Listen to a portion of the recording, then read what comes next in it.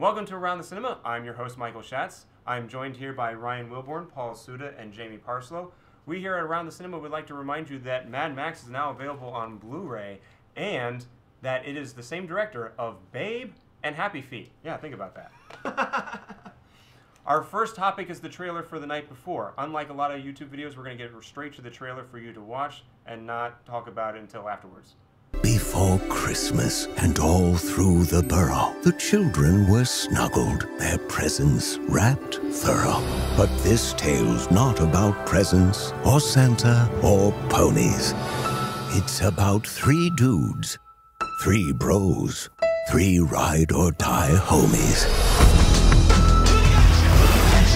Gentlemen, 14 years ago to this very night, I lost my parents. And you guys have been with me every single Christmas since then. You knew! But tonight, we have decided to end this tradition. Chris is just too famous to hang out with us anymore. And Isaac's about to have a baby. You have been such a rock throughout this whole pregnancy. Now just focus on yourself. Whoa! Shrooms? Is this cocaine? You haven't done cocaine for 11 years, I don't think. Yeah, no one has, I don't think. Holy...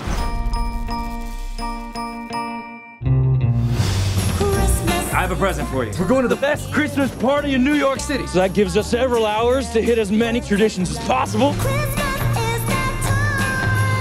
Oh! To the end of an era. I think the cocaine and the mushrooms are reacting poorly. You look insane. Only your right eye is working. Do I look weird now? Yes, you look weird.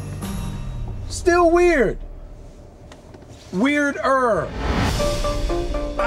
You guys missed her singing Miley Cyrus. She destroyed Wrecking Ball. You still like that song? Everybody does. You can cry to it. You can run to it. Yeah. You can party to it. Timeless! I came in like a wrecking ball. I never hit so hard. I'm gonna be honest. I'm freaking out about having the baby. I'm supposed to be a rock, but I'm not a rock.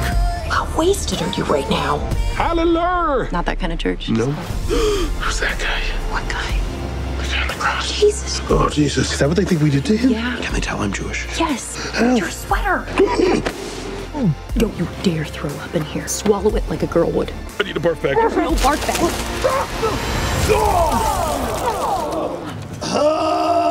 Is it still happening? It's still happening a little. We did not kill Jesus! We did not do that! I came in like a wrecking ball. Adorable. Adorable. This is funny stuff. And Lizzie Kaplan. From the Meg, I never have a problem looking at Lizzie Kaplan. I always. Confusing. Everybody has a problem with Seth Rogen films, and I don't understand that. I love every single one of them. I think they're the same joke over and over again. Ah, but they work so well. They do. And Seth Rogen is right now is on fire. I'm not a huge fan of the other movies you mentioned, but with Levine doing the directing, the other movies he has done. 50-50 was fantastic. Yeah. I like 50-50. I'm not a huge fan of the Seth Rogen, Joseph Gordon-Levitt thing, but it looked better in this film. It looks so much better.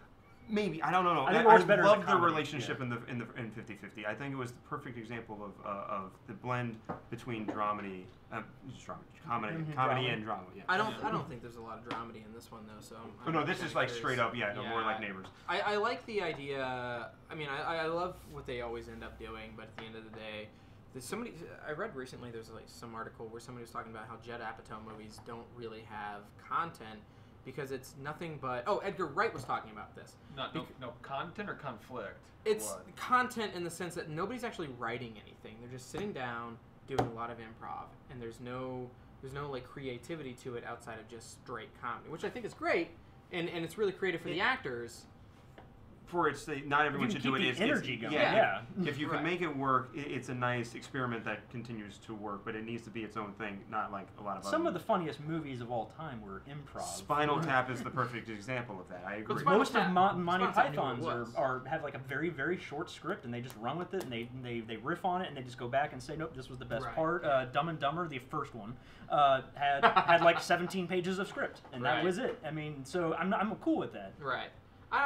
Sometimes it depends. It's just like one of those. I hope it's not one of those things where it's like, all right, we got the coverage, we shot it, it's funny, and then that's the end of that. But at the end, you know, I've never been disappointed by a Seth Rogen movie. That's the interesting thing on that theory is, can you make a good comedy that keeps that energy going the entire time, just running joke after joke after joke, and not having a continuous And I think it's story. And certain things can. The issue with that is you have to keep your film short. And the problem is Judd Apatow movies are 3 hours long. Yeah. To be fair, I actually, and many people disagree with me on this, but I actually liked Funny People. I thought Funny People had a really Guys, I can't stand that movie. I wanted to like it, but I can't. I think it did exactly what it wanted to do, and fail. Nobody. It wanted to fail. Where do you stand on? I'm staying out of that one, but I was about to say my favorite Apatow movie is Trainwreck, and he didn't write that one. So That might have been great. key. That's fantastic. I don't know. It's just all I How gotta long say. was it? Other people watched you told me that they liked or didn't like it. Told me it was like 20 minutes too long. I thought it was fine. I thought it was the right length, but it was still over 2 hours. It was like That's impressive to keep that 2:10. type of energy. I haven't seen it. That's I've only what I'm heard saying. that. That's Well, no, impressive. there were enough moments of serious-ishness. Drama parts. No, well, I mean, To keep the story going. Or no, to give you a chance to take a breath and then keep the funny going. Like, I think that the pacing of the script or whoever edited the thing was well enough done that you could make it to the end instead of just being a bunch of jokes where you kind of get tired or maybe it's the same stuff. If you vary it up, that gives the audience a chance to recharge and be ready for the next joke. Hopefully they don't overdo it though, because there's an example of what my buddy here told me once about Mystery Men. He promoted it as the comedy in this film is years ahead of its time. And I'm like, okay, I get to some of the funny moments. He's absolutely right. The funny parts of that movie are years ahead. The problem is that movie is 2 hours and 20 minutes long, and there's not enough funny moments to justify 2 hours and 20 minutes. There's so much dead time in between the jokes. I'm just like, you know. I will stand by you do that. You do that. I mean, it looks funny. I guess my impression is it looks really funny, but it looks like The Hangover without the crisis. Thank you. It's like the same Hangover without a mystery. Like it just like is, and then that's. It's the just end of it. just the kind of wacky adventure play-by-play. Whereas like Hangover, the kind of the gimmick is they wake up to like, what did we do, and they have to like reconstruct everything. So the kind of them reconstructing it is the doing of it. That's just like figuring out what happened, and that provides the suspense. Yeah, and this might be really funny, but if there isn't really if there's no doing really, it might lose some people, even if it's funny. My hope is with that is the trailer doesn't reveal it. That there is a conflict and they're just not revealing. It's like, here's some funny bits. Here's what other movies have done successfully. Here's what you guys like. Then at that point in time, it's going to be the success of that film is going to be based on word of mouth, and they haven't portrayed that. Or enough. you have a cast that people like. You bring in. Is true. Hoping the cast brings it in. I love Joseph Gordon-Levitt. I will probably see it just because he's in it. Yeah, I mean, I'll give you that. And Lizzie Kaplan. How much do you like Lizzie Kaplan? Not enough to keep watching Masters of Sex. Benicio Del Toro went on Spanish television and revealed that he has been tapped to be the next Star Wars villain for Star Wars VIII in the Rian Johnson film. Now, no one else in the Star Wars camp has confirmed this, but they are not refuting it either. No comment, which usually means something. That means... Is he the true villain, or is Kylo Ren something that's just like happening the entire time? I'm worried about that now, because if that's the case, then shit, Kylo Ren dies. Not necessarily. He Not could come back in 9 if Knights of Ren is in order, where there's always going to be somebody that's tapped as the next villain. And he also said, his quote was, "I guess I'm a villain." A villain? Because not the villain. Because he never wanted to reveal. He did say that he's not allowed to speak about anything, of course, because it's Star Wars. But when he says, they're telling me I'm some sort of villain. And this would not be the first time in Star Wars universe where there's two villains at the same time. No. In the book, Shadows of the Empire. I'm saying you're correct. Yeah. Oh yeah. Prince Caesar and Darth Vader. Yeah. I loved that rivalry. That was a great rivalry. The Underworld versus the Empire. You're still a villain no matter how you look at it. He could be a bounty hunter or a gangster. Oh, and that would be an awesome bounty hunter. He would be a good bounty hunter. But I don't care, because if he's not thrown, But he's the only one that's come out, because they've released more and more casting for 8 over the last couple of weeks. Mm-hmm. If he's actually going to be some sort of not the main villain, I wouldn't be surprised, because unless Benicio Del Toro is a huge Star Wars fan and is really like, oh, I know this is a villain, or maybe they just haven't told him enough about it, and he's just like, you're playing a bad guy. Yeah, just don't worry about it. Do you want this or not? Can you lose a space diamond this time? There's a lot of us that are sitting at this table. The second one?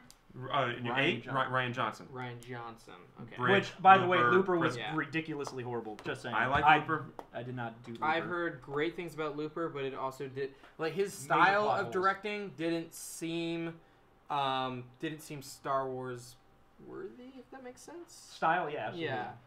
And Brothers Bloom is an amazing movie. Yeah, so after Brothers Bloom, I'm like, sure. But didn't he write Looper as well? He wrote the screenplay because he's writing and directing Star Wars. He did. However, Lawrence Kasdan is holding kind of all the material for all because I'm hoping that he does. keeps the continuity because Ryan Johnson's writing in Looper was so many plot holes you could drive a truck through. Again, we talked about Benicio Del Toro, and again, whether your opinion is for me, I'm not totally sold that he could do Star Wars as a villain. He's got other dramatic roles that I think he was fantastic, but I think he's so tongue-in-cheek that I don't know if this really fits. Or like you said, Jurassic World being a fan film of the Jurassic World universe, is that what we're getting now with the next couple of Star Wars movies? A really beautiful article I read recently was how Kathleen Kennedy came to J.J. Abrams and convinced J.J. Abrams to finally become a part of the Star Wars universe. And she said, who is Luke Skywalker? And that was his reasoning for jumping on board. Because remember, George Lucas had always said Star Wars was Anakin Skywalker's story. It is, because he's the prophecy of the chosen. It's not in any capacity. Luke Skywalker is, always has been, and always will be, in all honesty. And that's the thing is that we grew up with. Anakin was a precursor to Luke Skywalker. If you showed somebody right now the original trilogy, 4, 5, and 6, and then as they are now, the re-release nonsense, and then they watch Return of the Jedi, and they get to the point where they hadn't watched 1, 2, or 3 yet, and they get to the point where Anakin Skywalker comes back as the ghost or whatever it is, and somebody's gonna look at that and be like, who is that human being? What is that? Because at that point, nobody really cares who that is. They only care about the person who brought that person to that point. The redemption of the father to the son and the son. Correct, Luke Skywalker. But then, in the new series, we are watching who Luke Skywalker is. I guarantee this is going to be his story still, because we're trying to find out, because he, as far as canon is concerned, or as far as the extended universe is concerned, he always went, he was always middle ground between Jedi and Darkseid. And that's exactly where he is in this one, and we're going to follow that storyline again. I guarantee it 100%. If that's the case, then I am totally stoked. But just bring it back to the original topic. If it is Benicio Del Toro, I hope we get to see a little bit more of his original villain in License to Kill. We're going to send her on a nice honeymoon. Thank you for joining us here at Around the Cinema. Join us Friday, which we will be talking about this weekend's movies and M. Night Shyamalan.